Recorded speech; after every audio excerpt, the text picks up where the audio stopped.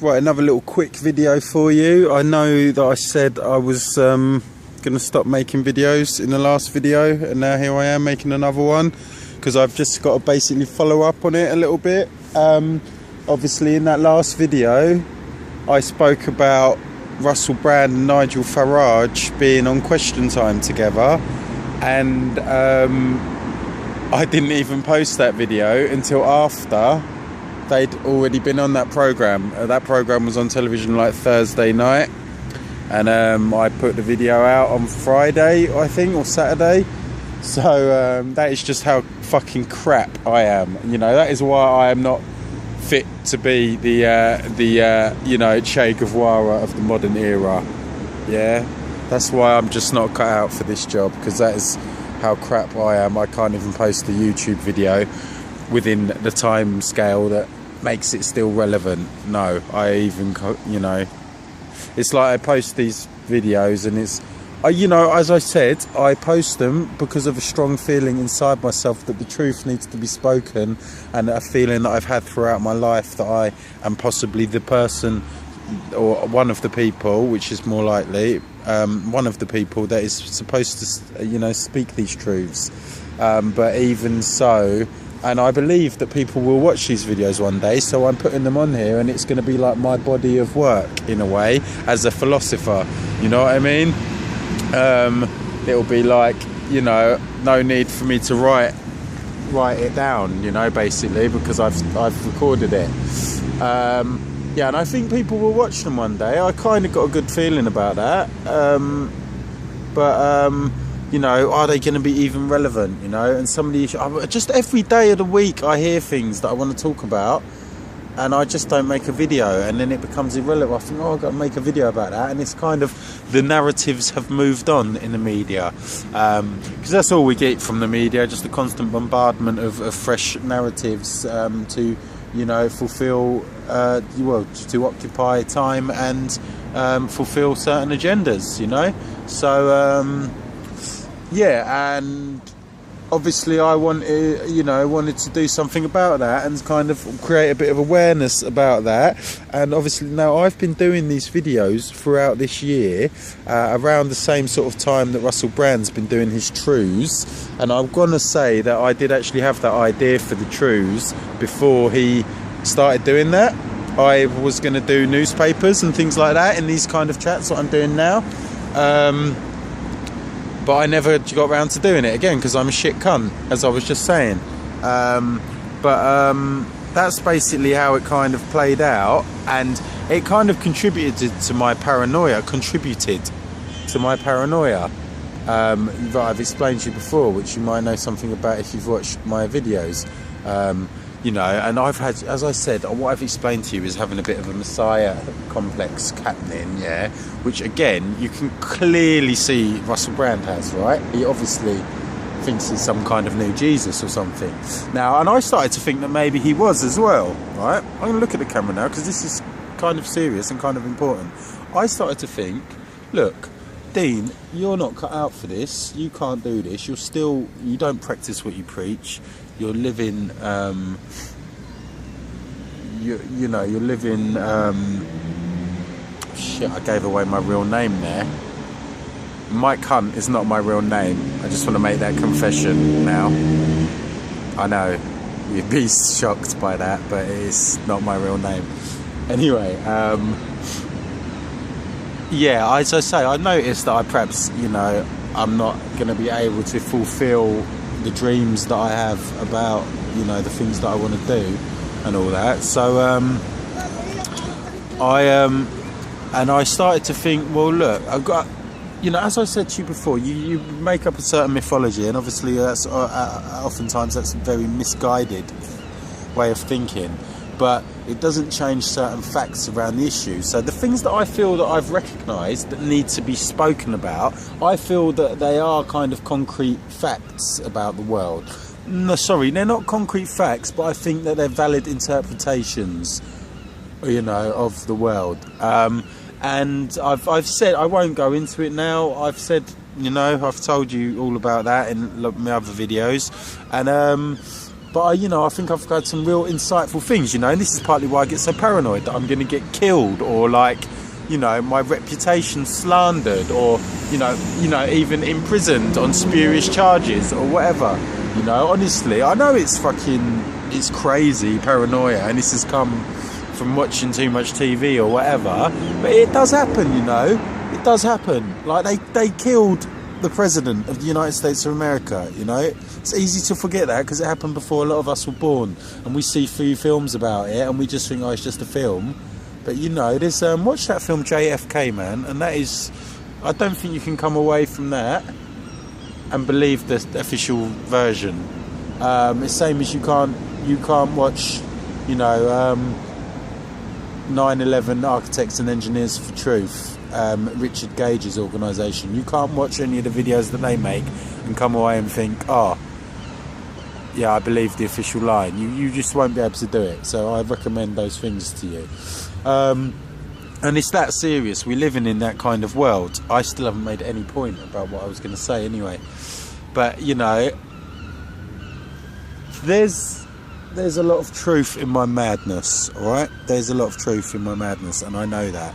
And I actually believe that these people like myself, which I've said all this in other videos as well, we have this kind of Jesus complex. Because like the same things happening to us that will happen to him probably, is that he recognised something to be the truth in the world and wanted to share that with a lot of people, and it's what I'm doing now, basically. Yeah, I mean, it's easy to dismiss, isn't it? It's easy to dismiss, and again, that is part of the trick that they're playing on us, isn't it? Anything that is not like the mainstream idea, that is not commonly believed, is just easily dismissed as madness, as paranoia, as conspiracy theory. Yeah, I mean, it's a dirty word now, isn't it? Conspiracy theory. It's like communism is a dirty word, and it's like as soon as you talk about these things as as conspiracy theory as being a real thing, and communism as being a good answer to the problems we have in the world, as soon as you say that, you're already like, oh, you've already lost the battle in many arenas, and because this idea in modern mainstream media, it's getting really loud around here. Mainstream media will not allow a complex idea, alright? You are not allowed to be aware that there are many different facets of any opinion or any act, or many different levels of motivation for things that people do, and many different reasons for doing things, and in many different situations that can like breed or they can like inculcate a new situation, that can actually foster the way the world is today. I'm sorry, I'm fucking losing the plot of it here. I'm just saying that almost everything is so complex, and almost nothing is black and white, and the media would have you believe that almost everything is black and white, and this is like that, and that's like this, and that's that, and you've got no other choice. And so it's really, really easy in society, in the media, and in popular narratives, to just twist things and have us, and we basically we got no chance of ever really finding the truth for as long as this way is allowed. I don't know, I've lost it a bit, to be honest. This is a shit video, I'm sorry, but I just wanted to follow up because Russell Brand now, as I say, I did believe in him, and I did think that maybe he was a prophet come to save us, and I believed that myself, as I thought it of myself. I thought I might be some kind of prophet like this, and I realised that's probably unlikely because of the way I conduct my life, because I think if I really were a man like Jesus, I would be better than I am, and I would be more willing to do what I need to do. But at the moment, I'm still kind of, you know, whatever gets you through the night, it's all right. It's all right, you know. So yeah. But Russell Brand, I had high hopes for him, and now my point that and I thought that maybe it was some kind of second coming or something, was not out of the question, you know, as I had suspected it about myself, if I'm totally honest. Then the fact to see someone like this that seemed better suited to it, that was kind of reassuring to me that, oh, maybe it's going to happen. It might not happen through you, Mike, but it's going to happen, you know. But basically what we've had over the course of this year is basically the reduction of like Russell Brand as a revolutionary. We've had him reduced again to TV celebrity that just talks about some kind of interesting ideas. I haven't read his book yet, to be fair. I got to be honest. I should read his book before I criticise him too heavily, because I found something called the Money Free Party, moneyfreeparty.org, and what's the guy's name?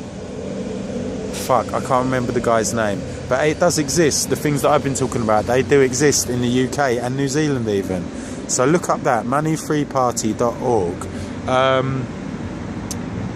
So they're talking about, you know, they believe what I believe, basically, and they're big fans of Russell Brand, it seems. Now, one of the things I don't like about Russell Brand is that he doesn't talk about this money-free issue, which to me is the obvious answer to everything, and he ignores it, which means he wants to still carry on in this system, doesn't he? As I said, so do I in some ways, so I can't, you know, criticise him, but it means he's not the one that's going to save us. It's definitely what that means, basically. And he don't talk about 9/11, which I can understand, because he doesn't want to get killed and he wants to still maintain his career. Yeah, he don't talk about institutionalized paedophilia, the Ninth Circle, all this sort of shit, you know, which, you know, I am not going to talk about either, because that is definitely the shit that is going to get you killed or locked up. I don't blame him for any of these things, but if he, like me, is frightened for whatever reason or under control for whatever reason, then he ain't the guy that's going to lead us out of the darkness, is he? Now, what's happening with that at the moment, you see this fucking debate the other night. It took me 12 minutes to get to the point. Honestly, I'm such a gobshite. This is why I just got to stop making videos, and this is why people are not watching the videos, isn't it? So, anyway. But the point is, in my last 2 minutes, I'm going to make the point. The point is, yeah, if you watch that question time debate, he didn't have much to say, sadly, and a large part of it was because of all the fucking actors in the audience that were not only trying to make it difficult for him, but also saying the things that he would have said before he said them, so like not leaving him anything to say, basically, and a couple of kind of well-placed questions that he didn't really have knowledge about, which is fine, because who knows everything about everything in the world? Who should be expected to, you know what I mean? So that was sort of so he didn't come across too well, actually, did he, in the end? Which is a shame, really, because if you you know, I think most of us were expecting him to really kind of embarrass Nigel Farage and make him look like a real mug, the mug that he is. And in the end, Nigel Farage almost came out of that better, I think. Nigel Farage came off that TV programme looking more credible, as looking like he was a guy that was posing a credible alternative. And that, again, is, you know, that's what it's all building up to, is building up, you know, a credible alternative, because they know people want an alternative. And it ain't UKIP, guys. I mean, UKIP are just Conservative Party Mark II. You know, I can't see really any differences. The only differences that exist is because Conservative had leaned towards like neoliberalism a bit more in recent years, because they obviously had to take the power back from the Labour Party, who themselves have come away from true liberalism, or true socialism, I should say. Obviously, you know, for quite a few years now, ever since Tony Blair got in charge and rewrote Clause 4. It's basically, you know, Labour can barely be considered a socialist party. So, you know, we can't trust any of them. I think we come back to the don't vote advice as being the best. Anyway, I'm going to make another video, I think, because there's still more to say, but soon I'm going to stop. Fuck it, it's 15 minutes. If you're still watching, thank you.